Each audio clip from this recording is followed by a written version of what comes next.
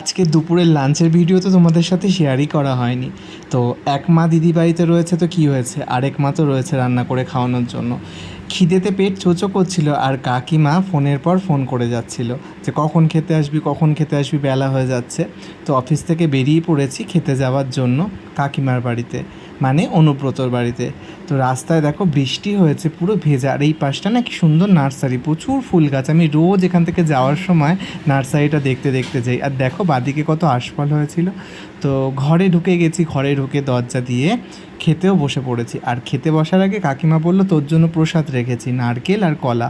তো সেটাই খেয়ে নিলাম। আর কাকিমা পিছন থেকে দেখছে আমি কী করছি। তো যাই হোক, প্রসাদ খেয়ে খেতে বসে গেছি। মেনুতে ছিল বাঁধাকপি, কুমড়োর একটা চচ্চড়ি টাইপের, আর স্যালাড, আর আমড়া দিয়ে টকের ডাল। বাঁধাকপিটা অফ সিজনে হলেও খুবই ভালো খেতে হয়েছিল। কাকিমা কড়াইশুঁটি দিয়ে করেছিল, বলেছিল মনে হয় ভালো হয়নি, দেখ এখন তো বাঁধাকপি খুব একটা ভালো হয় না। তো আমার তো বেশ ভালোই লেগেছে। খিদের পেটে যা দেয় তাই অমৃত। আর মারা যা রান্না করে সবসময় খেতে ভালোই হয়, তাই না? তো যাই হোক, খেতে বসে পড়েছি, মন দিয়ে খাচ্ছি। আর কাকিমা এক এক করে জিজ্ঞেস করছে কী রে, সব ভালো হয়েছে তো? আনাম হ্যাঁ, খুব ভালো হয়েছে। মায়েরা সবসময় ভালোই রান্না করে, মায়েদের রান্না একই রকম, কখনো খারাপই হতে পারে না। তো ওদিকে কাকিমাও খেতে বসে পড়েছে, তো একসাথে গল্প করতে করতে খাচ্ছিলাম।